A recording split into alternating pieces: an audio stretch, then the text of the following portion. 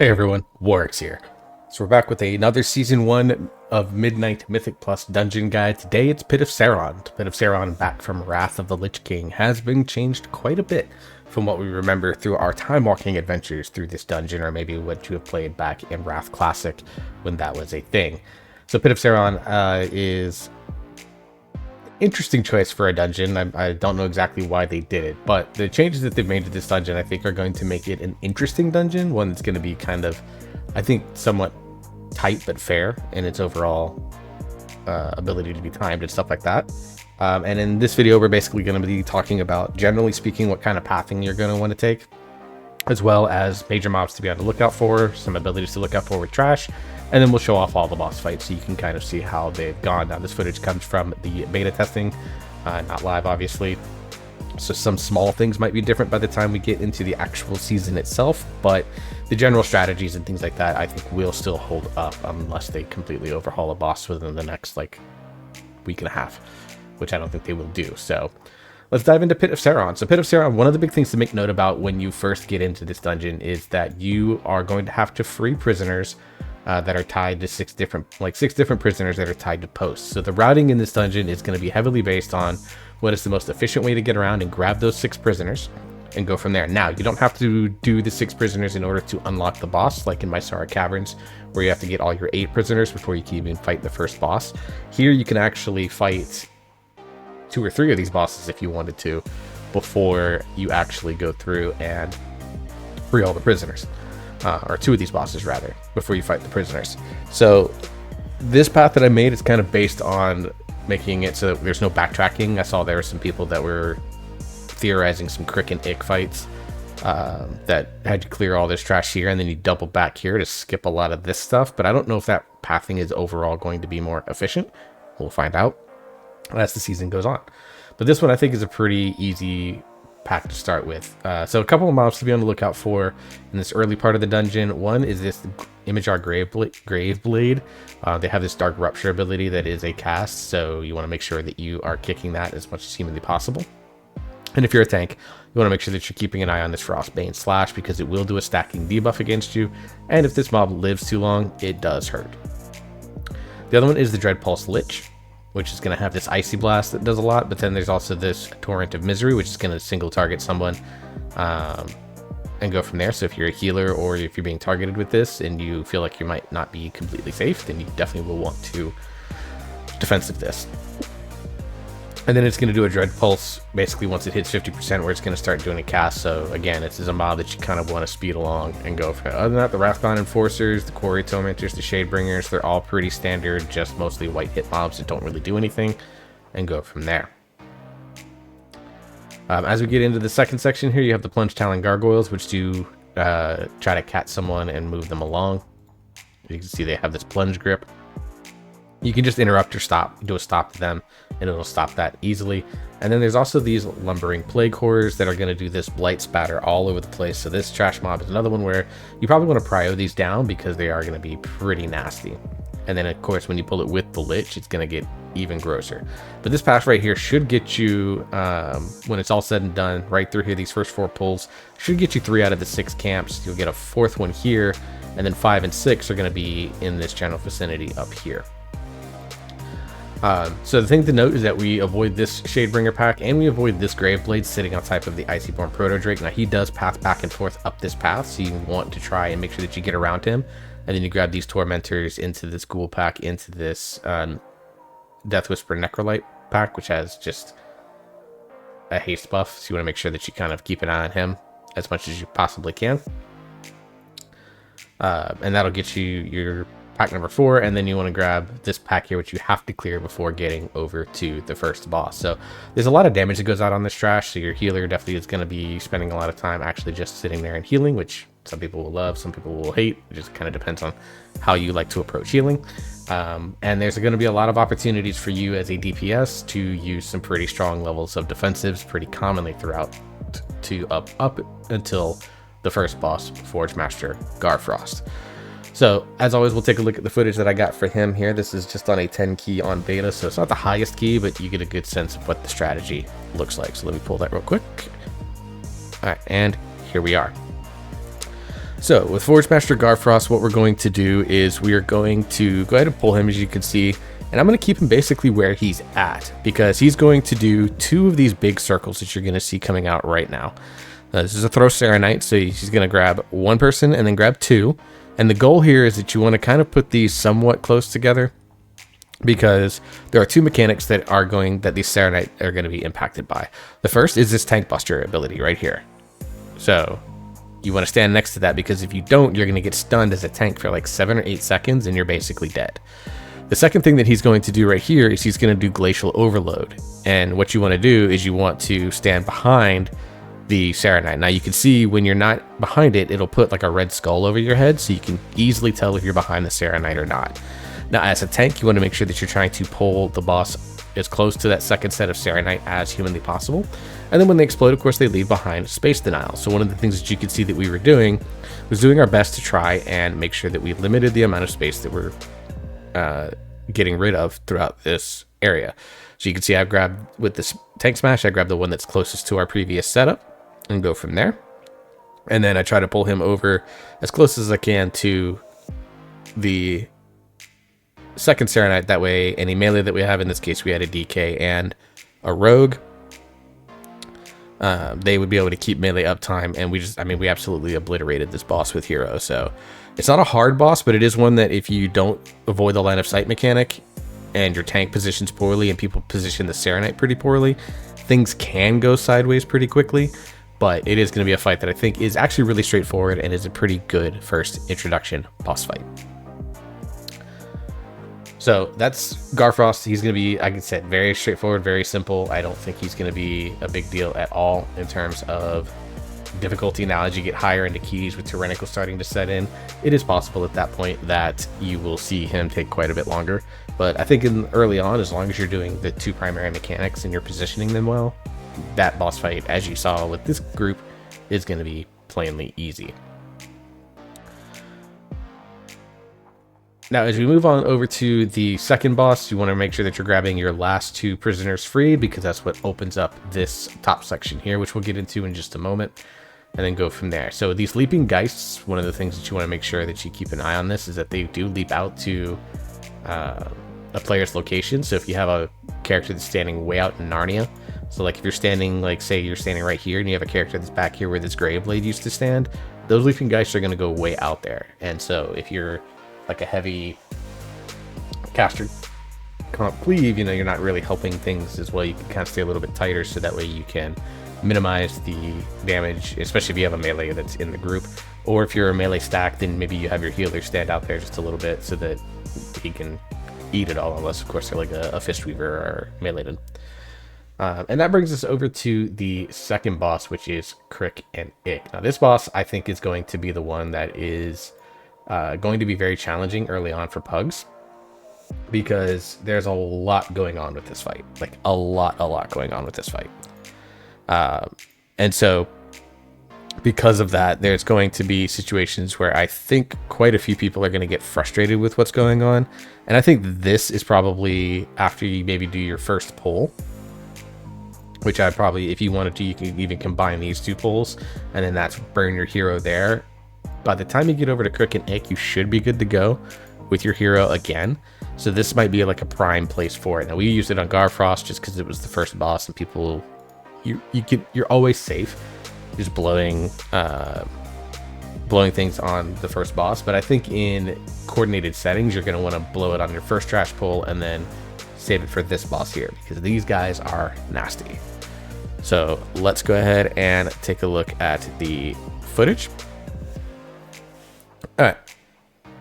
So Crick and Ick, what's going to happen here is that after a short little RP, they're going to get engaged. Now these guys do share a health pool, so you don't necessarily have to spread your cleave out all the time and get them. Now Crick, as you can see, is going to cast this Death Bolt that you want to make sure that you're attacking, and then Ick is going to target you with this Blight Smash, putting a circle around you that leaves behind a puddle. So the goal here is that you're going to have a solid kick rotation on the Death Bolt, as well as making sure that you as the tank kind of give your a room for your people to get their 2-target cleave off. Now as you can see in the back left corner here, there's a shade of Crick, You want to make sure that your DPS are swapping to that and killing these, because it's just more damage added into the fight, and the less damage that we can have in the fight, the better off that you're going to be. Now, as you can see right here, I've got a little bit of space denial around Crick, so I'm just mainly focusing on Ick. And then Crick will command Ick to do this lumbering fixation. So what he's going to do is he's going to jump on Ick's back, and then he fixates a player who's going to have to do that. And the whole time they're throwing these acid puddles. So in highly coordinated groups, there's going to be a way, I think, for people to really kind of focus on trying to manipulate his movement so that you can limit the space that you get denied as heavily as possible. But in this group where it was just, you know, five pugs and stuff, we were just kind of moving to be safe, and, you know, eventually we got them. So because they have a shared health pool, you don't have to worry about like splitting your damage up any at all. It's just kind of hard targeting to these shades as they're out. And then kicking the Crick Death Bolt as much as humanly possible. And as you can see, as I get this Blight Smash, I'm trying to take it out and away from the group so that we don't end up in a situation where I'm kind of screwing over my damage dealers. So that's really this fight. If you can manage the space and you can manage to kick the Death Bolt, those are the two biggest things, then you're going to be in a good position to successfully win this fight. I almost reset the encounter there. That would have been bad.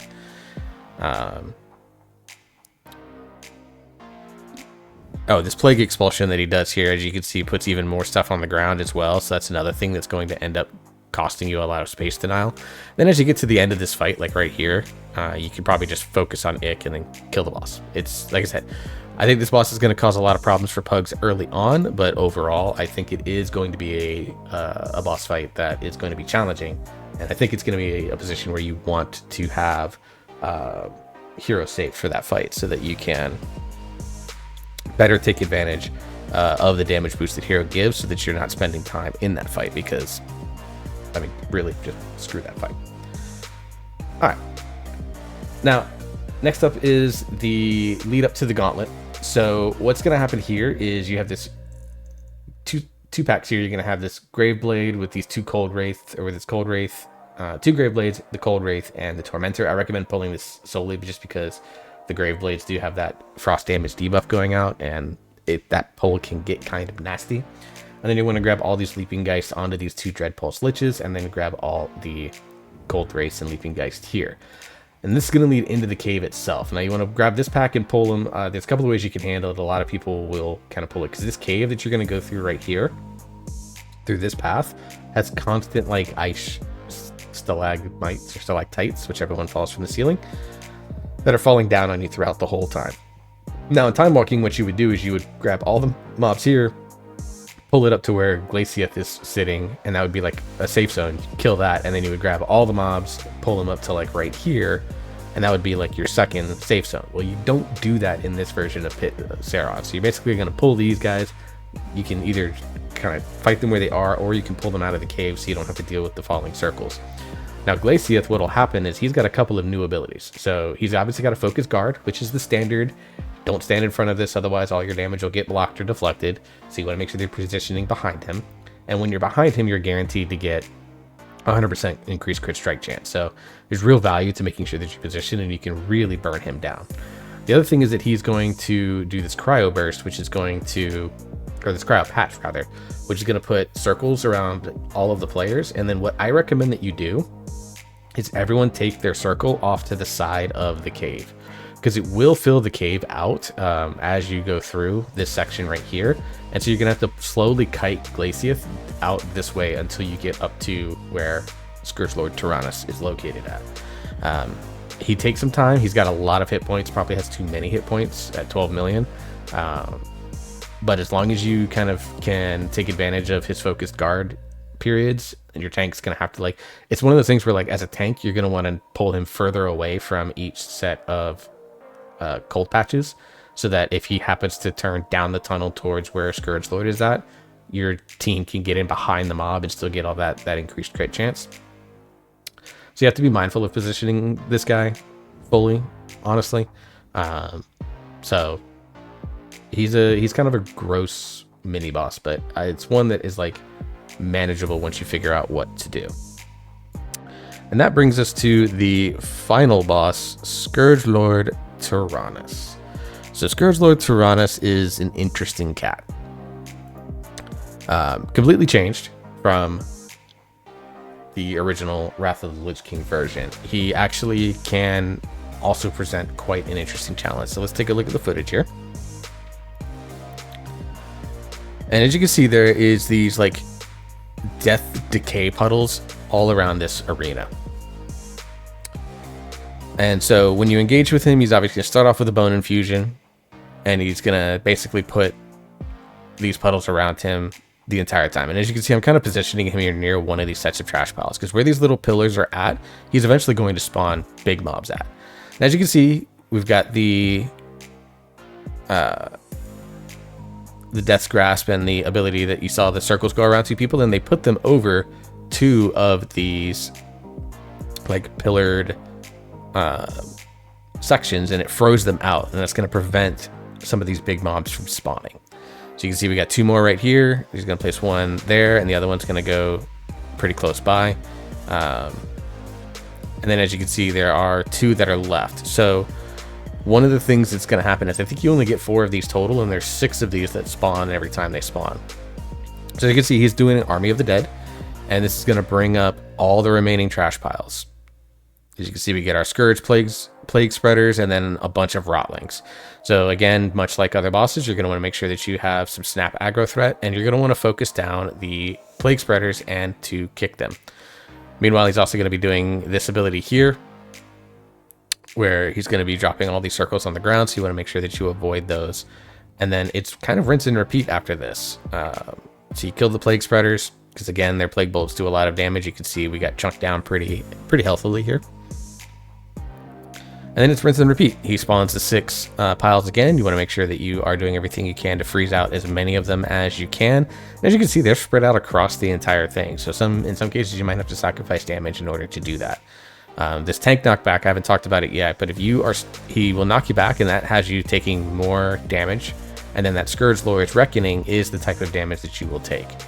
So if you are a tank that stands right in that, then you are going to get nuked. Now, luckily, it's slow enough that you can run out of it if you don't have snap movement like a Vege's Demon Hunter does, or Heroic Leap, something like that. But if you just walk out of it like Bear Druid, you just walk, you should be able to get out of it with plenty of opportunity to spare without potentially getting crushed by the ability. So that's Pit of Saron. I think this dungeon is going to be kind of in the medium difficulty levels for the dungeons in the Season 1 pool here of Midnight. I do think that as we get cleaner strategies and cleaner routing, I think that'll help it out a lot. But there's a lot of damage that goes out, particularly on the trash here. The bosses aren't too bad. They're just, particularly Crick and Ick, it's just a really annoying fight. And then Scourgelord Tyrannus can get ugly if people don't know to put the freezing patterns on the decay piles. If you manage to hit a bunch of the decay piles, then you're going to save yourself a lot of headache on that fight. And then some decent positioning by your tank to make sure that you're kind of in the middle of everything, so that DPS that are running out there to like freeze a decay pile aren't getting screwed by bad positioning. So I think Pit of Saron is going to be a key that people will probably dislike initially, but then once they figure it out, it'll become a key that won't be like the one everyone wants to run for their weekly. I still think that'll be Algathar Academy, but it'll be one that if it happens to be in their bags, they're not going to be too upset. Like there's dungeons like that every season where you would see something like Floodgate, and some people would hate it, some people would love it, but the majority of the population is like, okay, we got Floodgate, we'll just go. Whereas like in Season 3 of The War Within, it was like, hey, I've got Streets Gambit or Eco de Maldani, we're cooking, and then it was like, I have Dawnbreaker, we're not cooking, or Arakara, we're not cooking. I think Pit of Saron's gonna fall in the middle of those, where it's like, okay, we've got Pit of Saron, let's go do it. It, gives us a score, gives us our weekly fill, whatever the case may be. So let me know what you think of the redesigned Pit of Saron dungeon from Wrath of the Lich King, brought up to speed for Modern Mythic Plus. Remember to like, share, subscribe to the comment below. Go check out my other dungeon videos if you haven't seen that. There is a playlist that'll be linked in the description below of all of the videos for the Season 1 dungeon tools. Make sure you share with your friends. Anyone that's looking for some just quick overview of what these dungeons do, please share this video. It would help me, and it obviously hopefully will help them. So until the next video, hope you all stay safe. Hope you enjoy yourself. You're having fun. You keep on gaming. We'll see you next time.